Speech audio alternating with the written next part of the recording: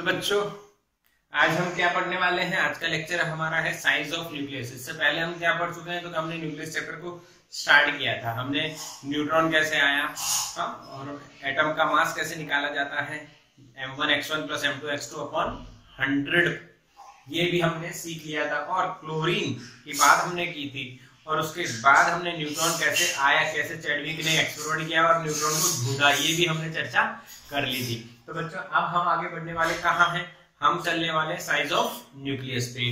तो न्यूक्लियस की साइज किस तरह से मेजर की गई है, कैसे ये साइज डिस्कवर की गई होगी, ये हम बात करेंगे अभी।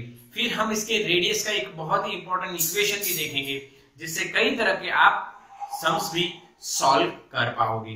तो स्टार्ट करते हैं बच्चों हमारा लेक्चर, जिसका नाम है आज के टॉपिक का साइज ऑफ न्यूक्लियस। तो सबसे पहले हम बात कर लेते हैं गाइगर मास्टन की। गाइगर मास्टन ने जो एक्सपेरिमेंट किया था उसमें उन्होंने गोल्ड फॉइल की बात की थी। अच्छा, गोल्ड फॉइल का अगर हम न्यूक्लियस बनाते हैं तो 79E, this is the nucleus of gold. अच्छा, इस पे उन्होंने +2E वाला अल्फा पार्टिकल बॉम्बार्ड किया था। अच्छा, वैसे गया होगा, चलो ठीक है। तो जब इसमें यहाँ पे उन्होंने फाइंड किया होगा, तो आपको पता है मैंने आपको एक थियोरी पढ़ाई थी बच्चों, याद करो कौन सी, तो भाई डिस्टेंस ऑफ क्लोजेस्ट अप्रोच, याद करो, यस और no, distance of closest approach. उस डिस्टेंस ऑफ क्लोजेस्ट अप्रोच, अच्छा लो वॉइस आ रहा है तो माइक कनेक्ट कर देते हैं बच्चों, रुको, लो वॉइस आ रहा है, 2 मिनट। अब देखो चेक करो, सही है, रिकॉर्डिंग में तो सही जाता है, पर इसमें थोड़ा सा इस फोन में दिक्कत आ गई, फोन को थोड़ी ठंड लग गई है। अब सही है बच्चों, देखो, हाँ यस, नूपुर का मैसेज आ गया, तो बिल्कुल सही आवाज पहुंच रहा होगा।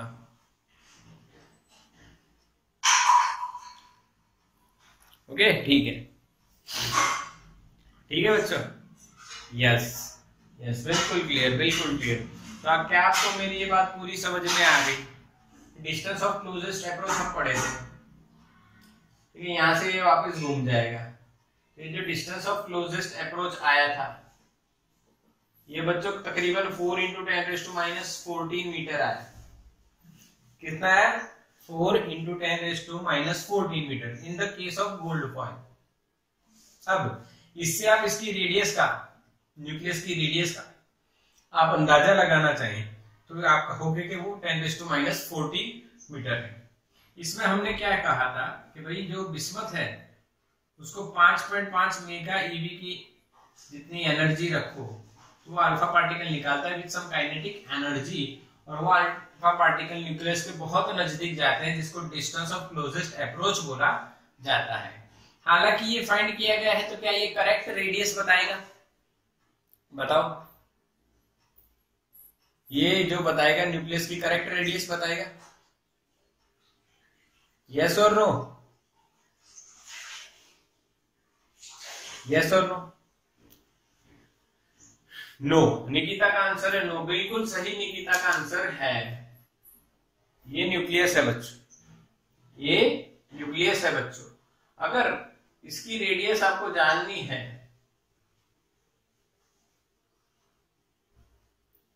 ये रेडियस R आपको जाननी है न्यूक्लियस की, तो ये जो अल्फा पार्टिकल है वो यहां तक आना चाहिए, पर वो यहां तक नहीं आता है, वो कुछ दूरी पे ही रह जाता है due to the repulsive force.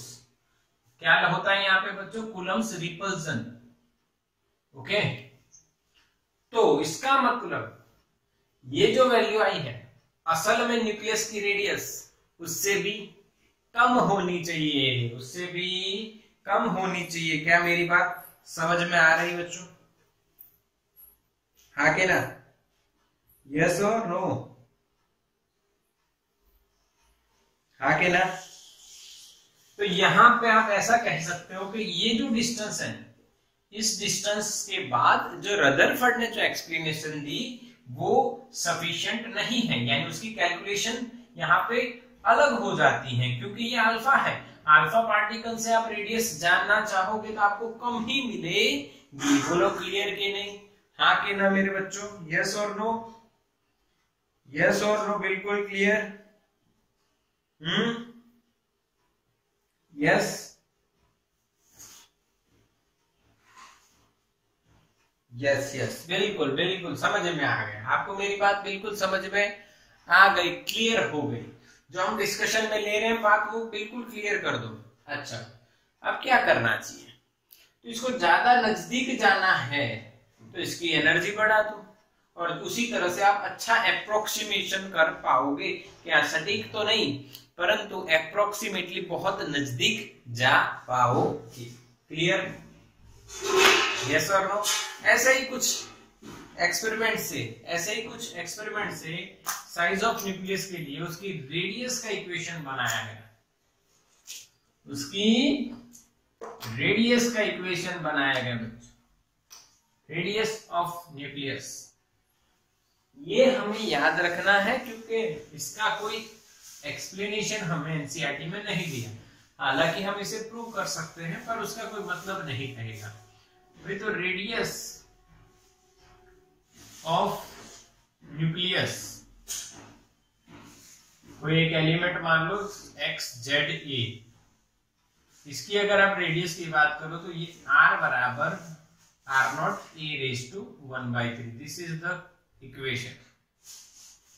R बराबर R0 इंटू a⁻1/3, जहां पे R रेडियस है, R0 एक कांस्टेंट है बच्चों, R0 कांस्टेंट है जिसकी वैल्यू 1.1 फर्मी से लेके 1.2 फर्मी तक हो सकती है। और हम जब कैलकुलेशन में लेंगे वो कितनी लेंगे? 1.2 फर्मी। यानी जब आप सम सॉल्व करोगे तो इक्वेशन आएगा कि इसकी वैल्यू कितनी है R0 की। आपको मैंने अभी बता दिया कि आपको कितनी लेनी रहेगी बच्चों, 1.2 फर्मी। अब ये क्या है? तो एटॉमिक मास नंबर,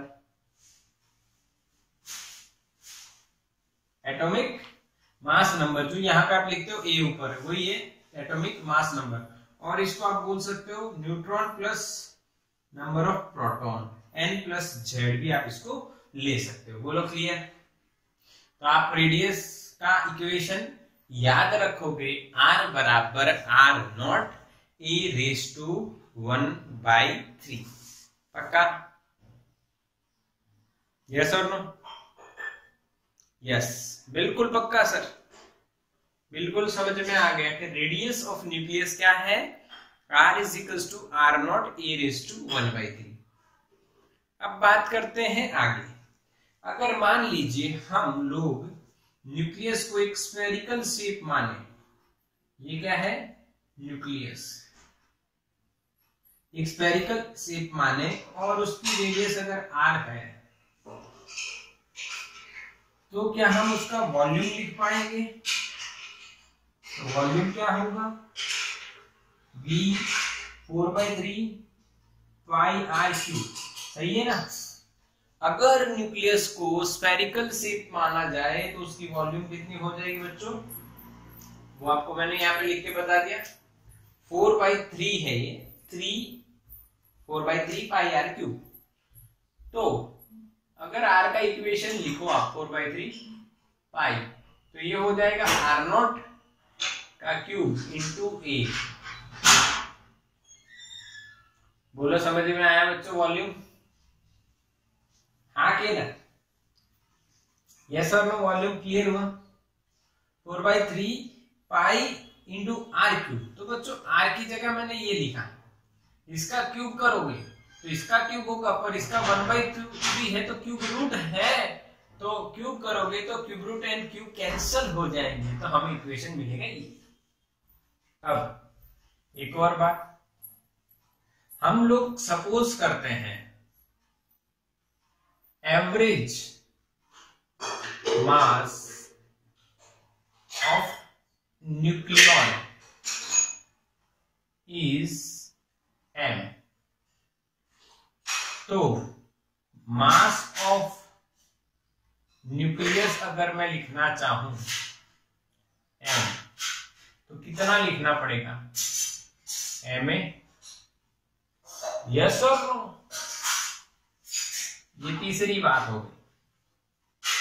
एक न्यूक्लियन का मास अगर स्मॉल m है तो ए जितने न्यूक्लियॉन्स हैं तो उनके मास की उसका टोटल मास कितना होगा Ma।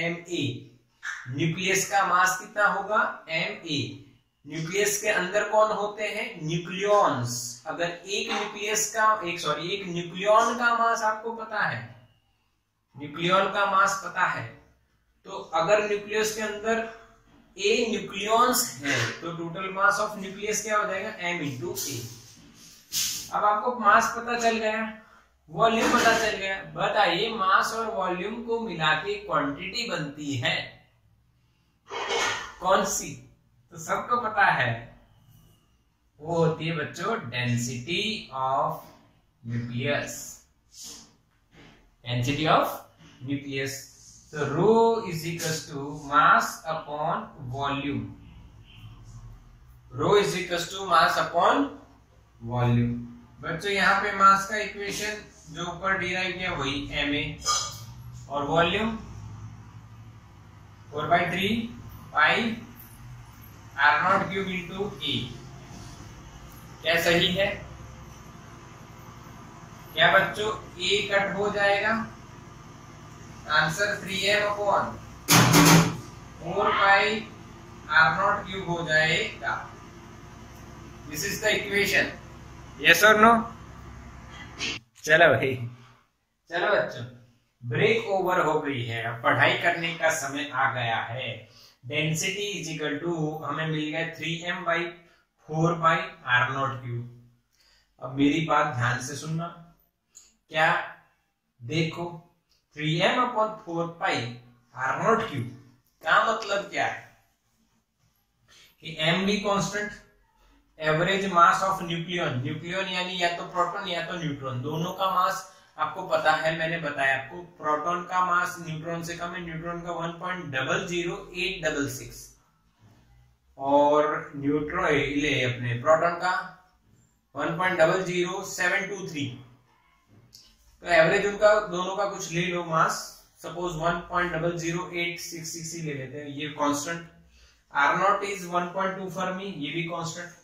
तो ये पूरी डेंसिटी बच्चों क्या मिल जाएगी? कांस्टेंट वैल्यू रखोगे तो सॉल्व करोगे 2.3 into 10⁻17 kg पर मीटर क्यूब। आप kg में वैल्यू रखो इनकी, इसकी kg में रखना, यू में नहीं। तो ये आंसर मिलेगा, ये हो जाएगा आपका कांस्टेंट। तो इस थ्योरी से आपको क्या जानने को मिला? लगभग सभी एलिमेंट्स की, जो कोई भी एलिमेंट आप ले लो, उसके जो न्यूक्लियस की बात करो उसकी डेंसिटी इतनी होगी, इतनी ही होगी। अच्छा, इस डेंसिटी को देख के आपकी आंख ऐसे होनी चाहिए, खुल जानी चाहिए, ओ बाप रे ये क्या है, ये क्या है।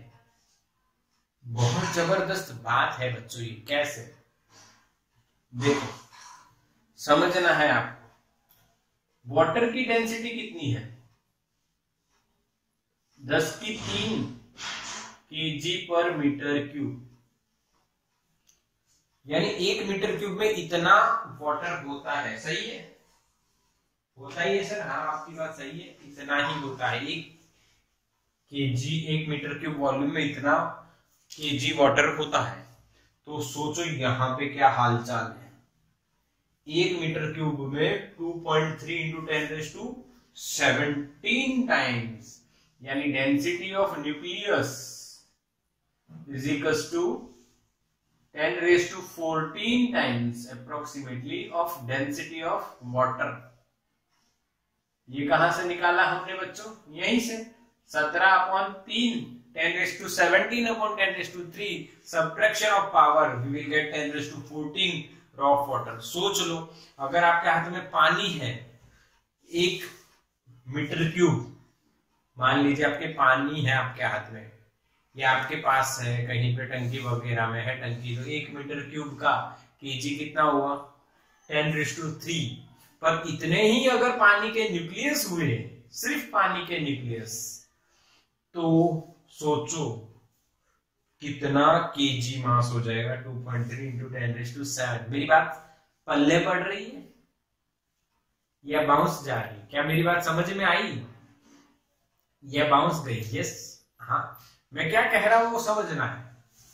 अगर आपके पास यहाँ पे पानी है, यहाँ पे क्या है, वाटर है, इसका वॉल्यूम 1 मीटर क्यूब है, और दूसरे में आपके पास वाटर के सिर्फ न्यूक्लियस है, और यानी H हाइड्रोजन का न्यूक्लियस है, सिर्फ ऑक्सीजन का कुछ भी ले, उसका वॉल्यूम सिर्फ न्यूक्लियस से भरा हुआ 1 मीटर क्यूब आपके पास कोई बॉक्स है, इसमें न्यूक्लियस है, तो इसका मास कितना होगा? तो 10⁻³ इसका मास कितना होगा? 2.3 × 10⁻17 kg। बाप रे! यानी इससे आप अंदाजा लगा सकते हो कि कितना भारी होता है न्यूक्लियस। समझ रहे हो कि नहीं? हाँ कि ना? यानी न्यूक्लियर कितना डेंसर होगा, कितना छोटा होगा, और कितना उसमें मास होगा। यानी आप सोचो कि सर इतना मास कहां से आएगा? अगर इतने वॉल्यूम में न्यूक्लियस ले लें तो न्यूक्लियस का वॉल्यूम बहुत छोटा होता है, पर 1 मीटर क्यूब अगर न्यूक्लियस इकट्ठा कर लो आप, तो इतना मास होता है। समझ में आया कंसेप्ट? यस और नो? और ये वैल्यू आप याद रख लीजिए। यहाँ पे ये 2.3 × 10⁻17, मास ये कितना है 1.66 × 10⁻27 रख दो, R0 1.2 फर्मी लिख दो, तो ये आंसर आता दिखेगा। बोलो समझ में आया? मैसेज करो फास्ट और स्क्रीनशॉट ले लो।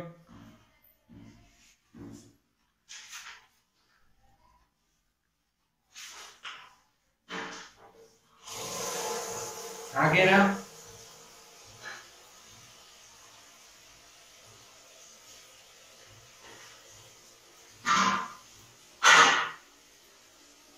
चलो डन। अब एक्सरसाइज एग्जाम्पल कुछ है, देखो तो। रेडियस पे डिपेंडेंट कोई एग्जाम्पल है बच्चों? मैसेज करो, ढूंढो, एनसीईआरटी खोलनी पड़ेगी। एग्जाम्पल है कोई डेंसिटी का या रेडियस का? हाँ है ना? पहला ही है 13.1। यस और नो? यस 13.1 करते हैं। चलो स्क्रीनशॉट आपने ले लिया, 13.1 करते हैं, फिर एक्सरसाइज में भी देख लेंगे। कौन से इक्वेशन बेस्ड? ये वाला R = R0 × A⁻⁴। अच्छा, इसमें एक बात और कॉमन यूज करोगे आप, पता है क्या? A की 1/3, यानी कुछ एलिमेंट ऐसे भी आपको दिए जाएंगे कि जिसका क्यूब रूट निकलता हो A का। ऐसा है कोई एलिमेंट? तो एल्यूमिनियम, सोचो, एल्यूमिनियम पता है आपको? एल्यूमिनियम का ये कितना होता है? सोचो 27। हाँ, तो उसकी रेडियस जब आप निकालोगे तो आपको मिल जाएगा ये। सही है, चलो देखते हैं। अभी हमें आयन की बात करनी है। आयन का न्यूक्लियस का जो मास है वो दिया है आपको 13.91 example. So mass of iron nucleus is 55.85 U. Okay. तो आपको A भी दिया है भाई 56। Density of nucleus of ion निकालनी है बच्चों, पता तो है। अरे यार 2.3 × 10⁻17 वही आने वाली है। क्या मैं सही बोल रहा हूं? 2.3 × 10⁻⁻17 वही आने वाली, उसके नजदीक आएगी। तो डेंसिटी के लिए क्या करोगे आप? 3ma/4π R0³ यही होगा।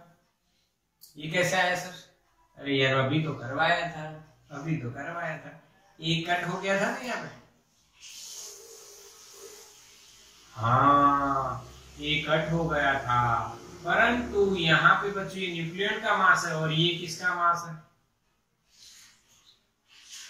ये है न्यूक्लियस का। इसीलिए ये इक्वेशन नहीं चलेगी। आपको बोर्ड में करना है तो गिनती बतानी पड़ेगी। तो जैसे कि गिनती बताना हम स्टार्ट करते, रो = मास upon volume. Mass of nucleus is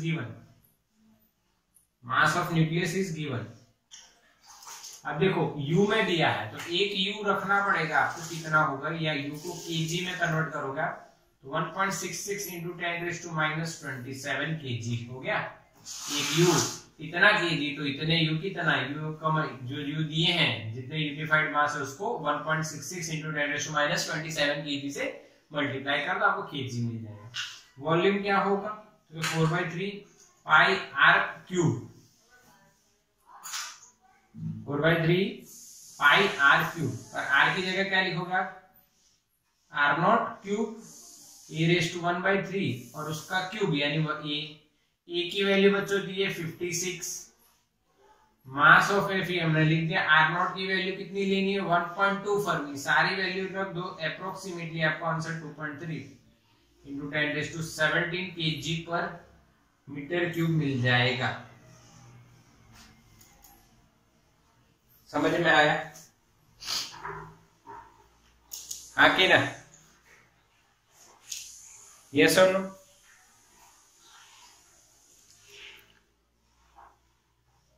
yes बिल्कुल। चलो अब एक्सरसाइज में देखो बच्चों, ढूंढो एग्जाम्पल में एक मिला हमें, एक्सरसाइज में देखो, एक्सरसाइज में पहले दो तो वही है अपने इजी इजी जो मैंने करवा दिए वैसे कुछ, एक सम है एक्सरसाइज में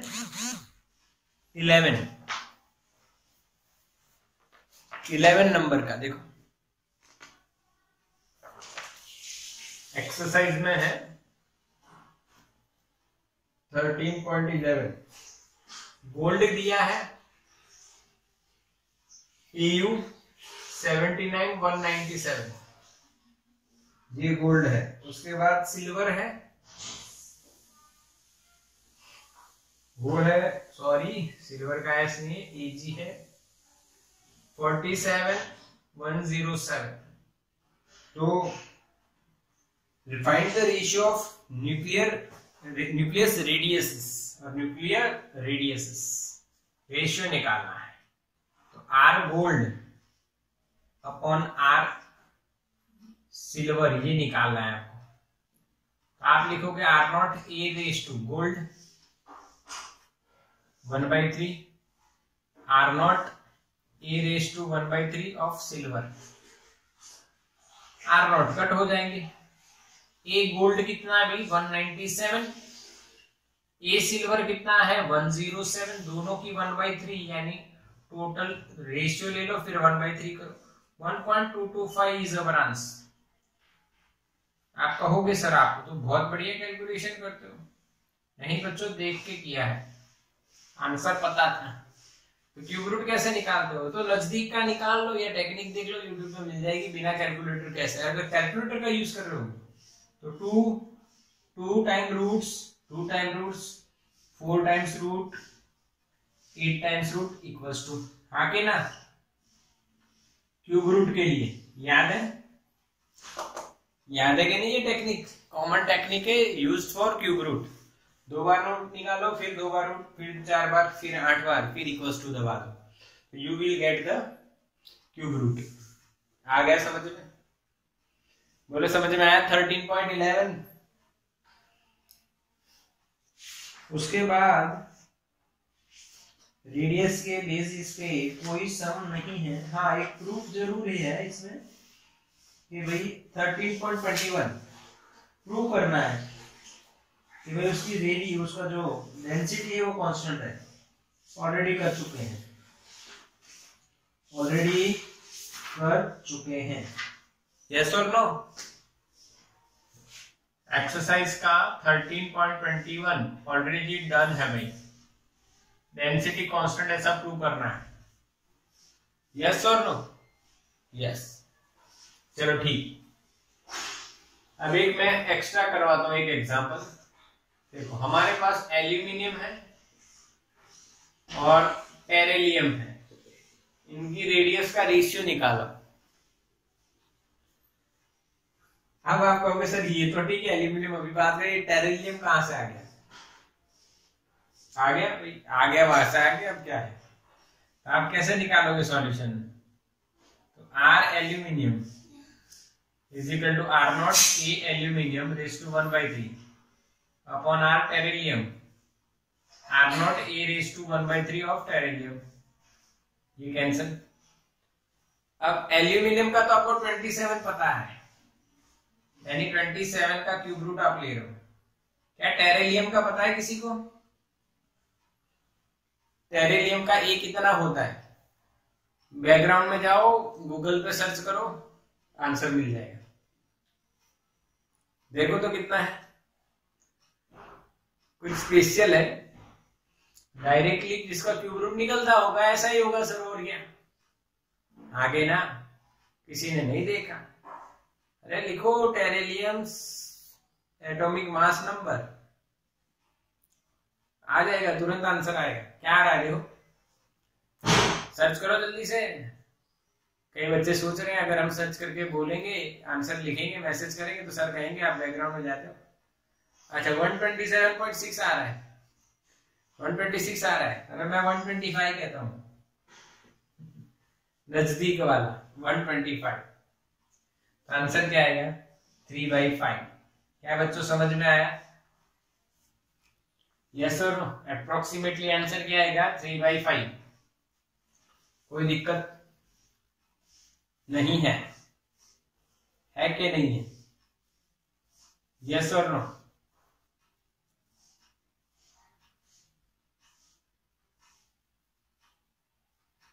चलो तो डन, स्क्रीनशॉट ले लो इसे।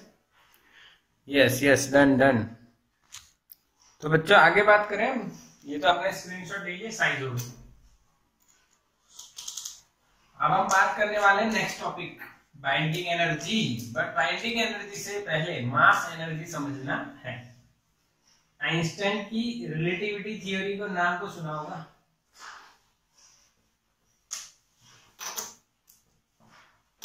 या पिक्चर में भी आपने कहीं सुना होगा ना, सुपर 30 पिक्चर में वो बोलता है ना, क्या करोगे जाके आगे क्या करोगे? तो क्या भाई आइंस्टाइन की रिलेटिविटी थियरी पढ़ेंगे और क्या करेंगे। तो भाई आइंस्टाइन ने एक और इक्वेशन आपको दिया हुआ, यानी आपको पूछा जाए कि भाई आइंस्टाइन का इक्वेशन कौन सा, तो आपके माइंड में कौन सा इक्वेशन आता है? मैसेज करो एक बार। Which equation comes in your mind when someone asks you what is the equation of Einstein? mc square, right answer, mc square आता है। यानी ये मास एनर्जी की बात, किसकी? मास एनर्जी की बात। चलो मास एनर्जी की बात कर लेते हैं, जिसमें आइंस्टाइन ने बढ़िया सी रिसर्च बताई। आइंस्टाइन उन्होंने क्या कहा कि भाई जो मास है वो एनर्जी में कन्वर्ट हो सकती है, और जो एनर्जी है वो मास में कन्वर्ट हो सकती है। Energy can be converted into the mass and mass is can be converted into energy. तो हम ऐसा कहेंगे भी आइंस्टाइन ने क्या नया ढूंढा है? इसमें कुछ नया है ही नहीं। यानी आपके पास मास ज्यादा है और आप दौड़ते हो, एक्सरसाइज करते हो और मास को घटाते हो, तो यानी जो मास है वो कहाँ गया? तो क्या आपकी एनर्जी बढ़ गई? Mass is converted into energy. और आपने बिना एक्सरसाइज किए बहुत सारी एनर्जी ली, खाते गए, तो फिर वो एनर्जी कन्वर्टेड इनटू मास। Very simple theory. हाँ कि नहीं? अरे भाई इतना सिंपल। यानी आइंस्टाइन ने जो बताया, और आइंस्टाइन जिस चीज से फेमस हुए हैं, वो तो सर ने एक ही मिनट में समझा दी कि भाई मास can be converted into energy, energy can be converted into mass. How? बच्चों अगर आपका मास ज्यादा है और आप एक्सरसाइज कर रहे हो, एक मिनट, तो बच्चों रिकॉर्डिंग थोड़ी सी रोकनी पड़ी, कॉल वगैरह आ गया और वाईफाई भी इश्यू है, तो अभी हमने मोबाइल डेटा पे लाइव क्लास को शिफ्ट कर दिया। हालांकि मेरे हिसाब से आपको क्लियर दिख रहा है। अगर कोई इश्यू आ रहा हो तो बच्चों थोड़ा सा वेट कीजिए, हो जाएगा क्लियर। चलो तो ठीक, मास एनर्जी समझ में आया। आइंस्टाइन की बात क्या थी? मास can be converted into energy, energy can be converted into the mass. वो मैंने आपको 1 मिनट में सीधा सीधा बता दिया। क्या आप समझेंगे नहीं बेटा? मैसेज करो, क्या आप समझेंगे नहीं जो मैंने बताया? Mass can be converted into energy और energy can be converted into mass. तो ये होता है, ये प्रैक्टिकली पॉसिबल है। तो फिर आइंस्टाइन की रिसर्च ने क्या बताया? आइंस्टाइन की रिसर्च ने क्या बताया?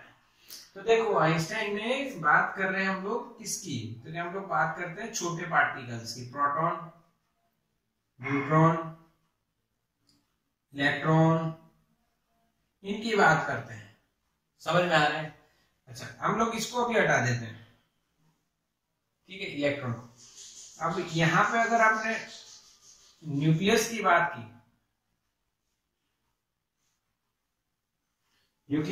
की, तो भाई यहां पे मान लीजिए Z प्रोटॉन है और N न्यूट्रॉन है, तो ये बाउंडेड नहीं है, ये लोग फ्री स्टेट में है और यहां पे बाउंडेड कर दिए जाते हैं।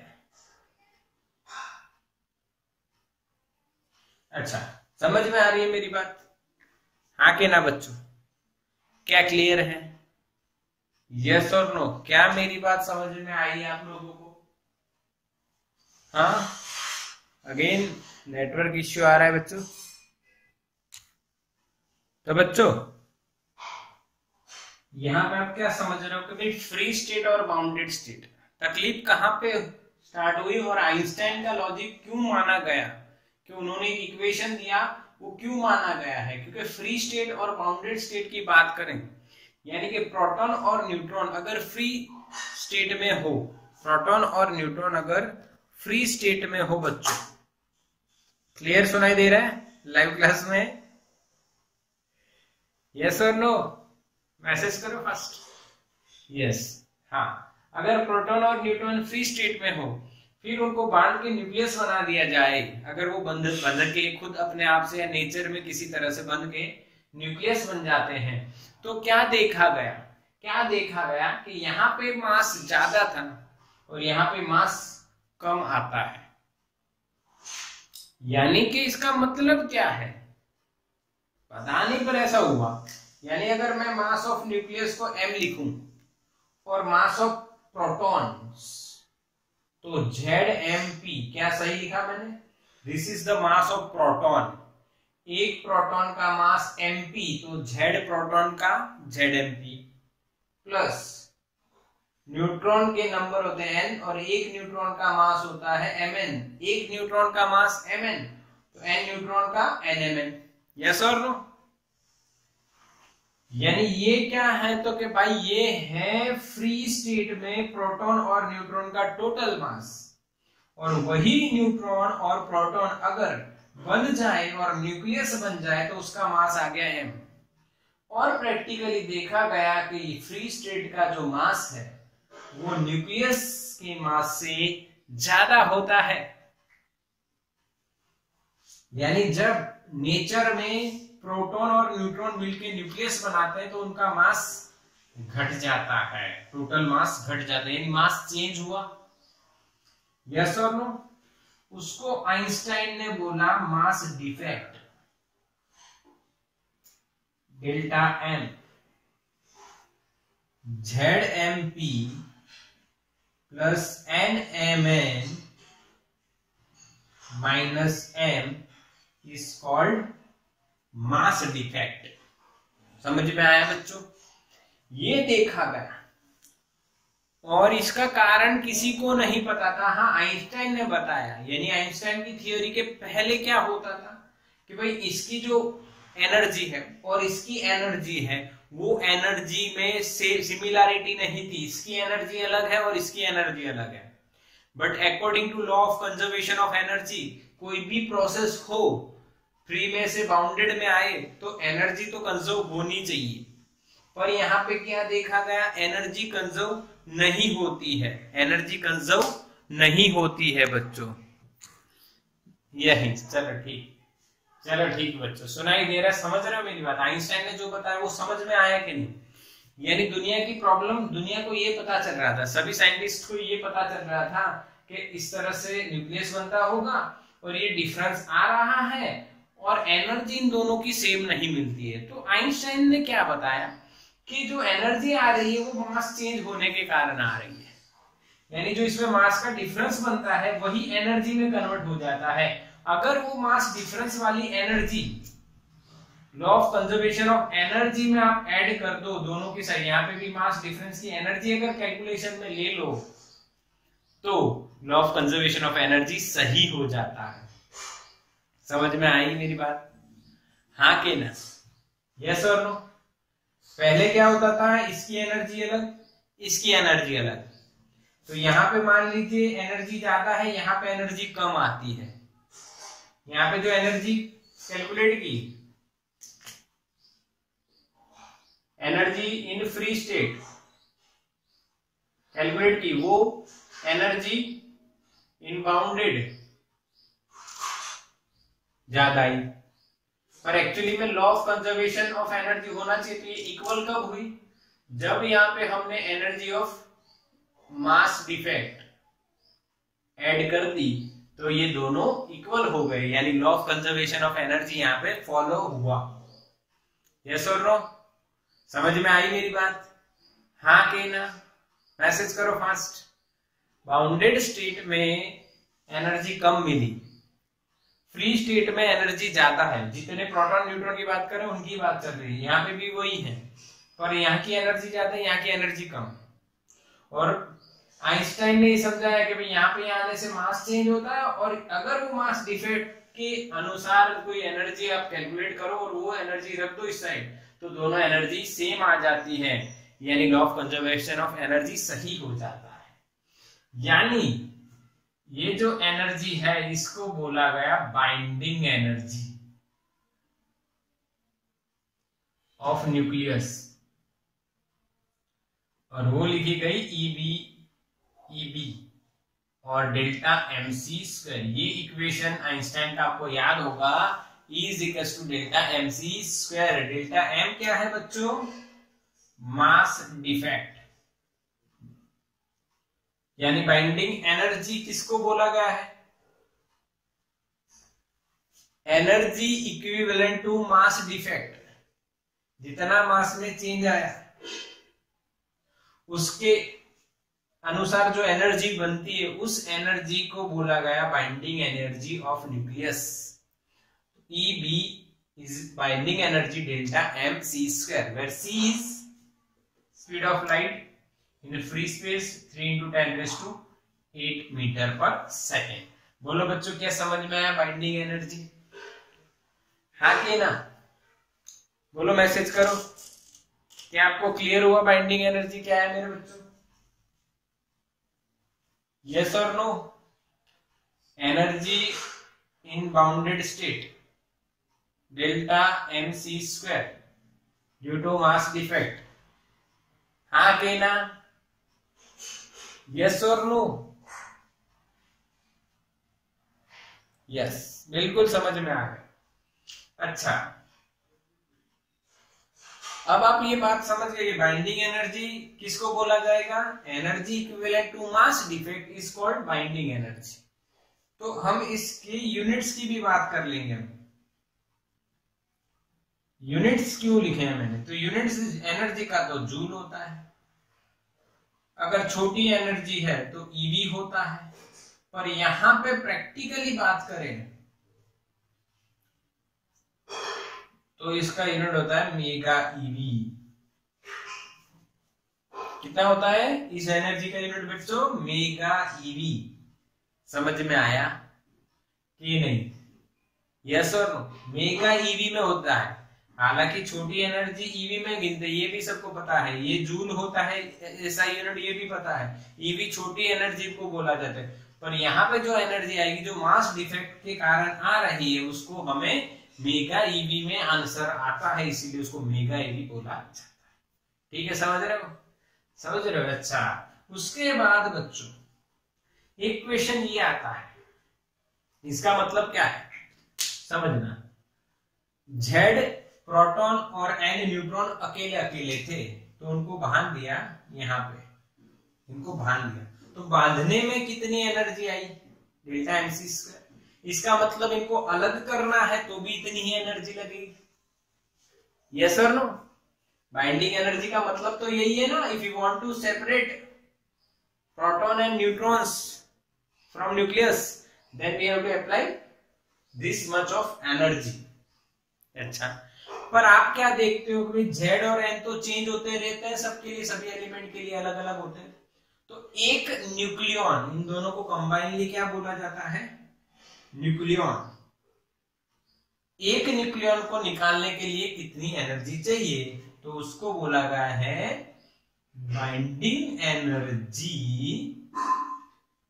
पर न्यूक्लियॉन, EBN, यानी EB/A। किसी भी एलिमेंट की बात करो उसमें A न्यूक्लियॉन्स होते हैं। पर न्यूक्लियॉन कितनी एनर्जी चाहिए, तो total binding upon number of nucleon आप कर दोगे तो आपको मिल जाएगा बाइंडिंग एनर्जी पर न्यूक्लियॉन। एक न्यूक्लियॉन की बाइंडिंग एनर्जी इतनी, और इसका यूनिट आपको मिलेगा मेगा EV पर न्यूक्लियॉन। इसका मेगा EV, ये न्यूक्लियॉन के पर न्यूक्लियॉन इतनी मेगा EV आपको एनर्जी देनी पड़ेगी। क्या बच्चों समझ में आया? हाँ के ना? मास एनर्जी, और हमने साथ ही साथ क्या देख लिया बच्चों, बाइंडिंग एनर्जी। क्या देख लिया मेरे बच्चों? Binding energy. क्लियर के नहीं? देखो थोड़ा सा एक हिसाब फिर से इसको, ओके कैमरा डाउन कर देते, यस आप सही, यस सही। EBN is equal to EB/A, mega EV पर न्यूक्लियन, दिख रहा है बच्चों? ओके, अब एक बार फिर से थोड़ा सा समझे, थोड़ा सा समझना हो। मास can be converted into energy and energy can be converted into मास, ऐसा कहने वाले कौन थे? आइंस्टाइन। क्यों उन्होंने ऐसा कहा? तो भाई साइंटिस्ट जब रिसर्च कर रहे तब उन्होंने देखा कि फ्री स्टेट में, यानी प्रोटॉन और न्यूट्रॉन अलग अलग हो, बाउंडेड ना हो, तो उनका कुछ मास होगा जो इस तरह से निकाला गया। और जब वो बंध जाते हैं, यानी आप सोच लो हीलियम की बात कर लो, हीलियम की बात करते हैं। हीलियम क्या लिखते हैं हम लोग? 2He4। तो हीलियम में 2 प्रोटॉन और 2 न्यूट्रॉन है, तो 2 प्रोटॉन और 2 न्यूट्रॉन का आपने मास कैलकुलेट किया, और फिर हीलियम एलिमेंट लेके उसका न्यूक्लियस का मास आपने कैलकुलेट किया। तो वो न्यूक्लियस का मास, और जब वो फ्री थे, 2 प्रोटॉन और 2 न्यूट्रॉन बंधे हुए नहीं थे, तो उनका मास ज्यादा है, इसका मास कम है। फिर सब साइंटिस्टों ने देखा कि फ्री स्टेट की एनर्जी जो है वो बाउंडेड से ज्यादा आती है, यानी इसकी एनर्जी न्यूक्लियस से ज्यादा आई। तो यानी ये सब law of conservation of energy गलत हो गया। तो सबने कहा यहां तो दुनिया में कुछ गड़बड़ है भाई। फिर आइंस्टाइन ने क्या बताया? भाई गड़बड़ नहीं है, यहाँ पे मास में डिफेक्ट आ रही है, यानी जो मास डिफेक्ट आएगी वो कितनी आएगी? फ्री स्टेट माइनस न्यूक्लियस का मास। इस डिफेक्ट के अकॉर्डिंग कुछ एनर्जी होती है जिसको क्या बोलना चाहिए आपको? Binding energy. और वो बाइंडिंग एनर्जी अगर यहाँ पे ऐड कर दें तो ये इक्वल हो जाता है, ये उतनी ही होती है फिर इक्वल हो जाता है। अगर ये इक्वल हो गया यानी लॉ ऑफ कंजर्वेशन सही है। तो E is equal to delta mc square is the binding energy of nucleus, यानी कि एनर्जी इक्विवेलेंट, यानी मास में चेंज इतना हुआ तो उसकी इक्विवेलेंट एनर्जी कितनी? EB is equal to delta mc square. This energy is called binding energy of nucleus. फिर उसका यूनिट आता है प्रैक्टिकली मेगा EV में बच्चों। अब बाइंडिंग एनर्जी यानी न्यूक्लियस को बांधने के लिए इतनी एनर्जी चाहिए, तो यानी उनको सभी न्यूक्लियॉन्स को अलग करना हो तो भी उतनी एनर्जी देनी पड़ेगी। तो एक न्यूक्लियॉन को कितनी देनी पड़ेगी? उसको बोला गया बाइंडिंग एनर्जी पर न्यूक्लियॉन। उसके लिए बच्चों क्या लगा? EBN बराबर EB/A। सही है, उसका यूनिट क्या हो गया? मेगा EV पर न्यूक्लियॉन। क्या बच्चों बिल्कुल पक्का? बिल्कुल पक्का ना? हाँ, आपका होमवर्क आज का यही रहेगा, mass energy and binding energy. और पहला क्या चला था? Nuclear radius. ओके बच्चों? हाँ ठीक है, समझ रहे हो? स्क्रीनशॉट ले लो।